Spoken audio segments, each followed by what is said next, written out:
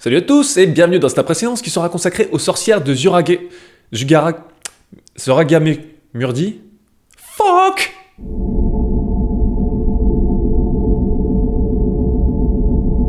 Alors autant être clair tout de suite, cette après-séance n'aura qu'un seul but, c'est vous inciter à vous intéresser à la filmographie de Alex de la Iglesia. Alex de la Iglesia, c'est un réalisateur espagnol qui a commencé en 1992 avec son premier film, Action Mutante, et désolé par avance pour mon accent, pour celles et ceux qui tickeront dessus.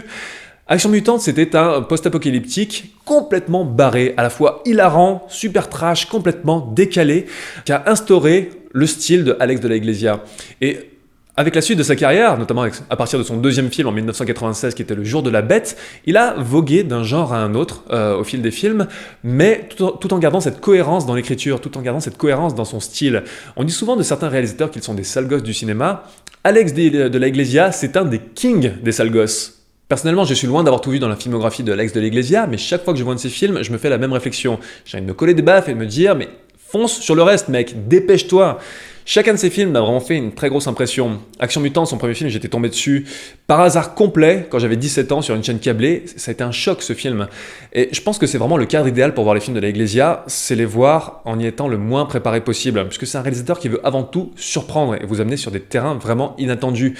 Donc, il faut vraiment en savoir le moins possible sur ces films pour s'y exposer de la meilleure manière possible. Et donc en fait je me rends compte que si vous voulez voir Les Sorcières de Zugarramurdi et que c'est pas encore le cas, arrêtez cette après-séance maintenant. Je vous résume tout ce que je vais dire, je vous conseille ce film ardemment, allez le voir maintenant. Pour vous faire l'histoire rapidement, il s'agit d'un braquage en Espagne qui tourne mal, comme beaucoup de braquages dans les films. Beaucoup d'acolytes sont tués, mais il y en a deux quand même qui arrivent à s'enfuir en prenant un taxi en otage. Un des deux mecs d'ailleurs a son fils avec lui, et tous ensemble ils vont conduire vers la frontière française pour sortir du pays et s'en sortir tout court. Et pour ce faire, ils vont devoir passer par le village de Zugarramurdi, qui est un village réputé pour ses sorcières, en quelque sorte. En tout cas, c'est un vrai village qui existe en Espagne, et qui a vraiment vu des gens accusés de sorcellerie, je crois que c'était au XVIe siècle, et brûlés vifs. Donc il y a cette réputation qui précède le village, et au fur et à mesure que nos protagonistes principaux, on va dire, vont conduire, ils vont tomber sur de plus en plus d'autochtones bizarroïdes, jusqu'à arriver au village lui-même. Et là vont se passer des choses. Quand je suis allé voir le film, j'ai un pote qui a fait une comparaison avec Une nuit en enfer de Robert Rodriguez, notamment au niveau de la rupture qu'il y a au milieu du film. Le film part sur un délire vraiment spécifique au départ, il pète un plomb au milieu et part sur complètement autre chose ensuite.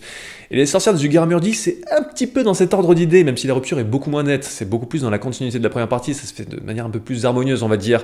Mais dans l'idée, ça reste quand même ça. On part sur la première partie du film sur un délire de gangster qui est à la fois trash et drôle, que ce soit dans les dialogues ou dans les situations, et au milieu, on va partir sur une comédie horrifique, et une sacrément bonne comédie horrifique. Plus je fais de vidéos sur cette chaîne, et plus je me rends compte que je suis presque obsédé par les ruptures de ton au cinéma, et les mélanges de tons en l'occurrence, et ce film constitue un excellent exemple de mélange de tons réussi. Énormément de scènes tournent autour de ça, et dans la plupart, on ne sait pas si on doit flipper ou rire, et dans le doute, on fait les deux. Et c'est ça qui est bien, parce que c'est ça la démarche de Alex de la Iglesia. Un truc que j'adore dans ce film, c'est qu'une bonne partie des ressorts humoristiques sont basés sur les réactions réalistes des personnages dans un contexte extraordinaire. Et à ce titre, ça m'a fait penser à d'autres films comme C'est la fin de Seth Rogen et Evan Goldberg dont j'avais parlé, qui reposait aussi sur ça. Mais Les Sorcières de Zugarramurdi en est une version encore plus barrée, j'ai l'impression qu'il va encore plus jusqu'au bout de sa démarche. Et c'est ça qui est vraiment bien, c'est qu'il y a tellement de films qui partent sur un postulat barré, mais qui ne tiennent pas leurs promesses au fil de leur déroulé. Là, ce n'est vraiment pas le cas. Les Sorcières de Zugarramurdi va jusqu'au bout de son délire. Le seul bémol que je pourrais apporter par rapport aux Sorcières de Zugarramurdi, c'est que bien qu'il n'y ait pas de normalisation sur le fond, il y a une petite forme de normalisation sur la forme à la fin du film, où Les Sorcières de Zugarramurdi rejoint un petit peu tous les canons du divertissement mainstream, où à la fin il doit y avoir un feu d'artifice final, une espèce d'explosion finale, de plein d'actions, de trucs de machin, une espèce de tourbillon de résolution par l'action. Et c'est dommage parce que le film n'est pas à son meilleur jour sur ce plan.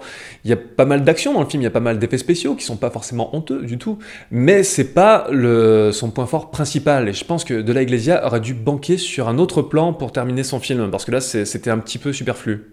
Bon, en tout cas, je vais pas m'étendre outre mesure, j'ai pas envie de trop vous en dire parce qu'encore une fois, c'est un film qu'il faut découvrir sans y être trop préparé. Mais en tout cas, ça a été une très très bonne surprise. J'ai beaucoup aimé le film, son délire, son écriture, ses clins d'œil aussi. Par exemple, l'homme de main des sorcières qui m'a fait penser à un mix entre Captain Spaulding de Devil's Rejects et le majordome dans Frankenstein Jr. Il y a plein de petits clins d'œil comme ça qui sont assez géniaux. Voilà. Allez voir ce film, vraiment c'est une très bonne surprise et le cinéma de Alex de la Iglesia mérite qu'on le soutienne. Quant à moi, je vous dis à très bientôt. Bye!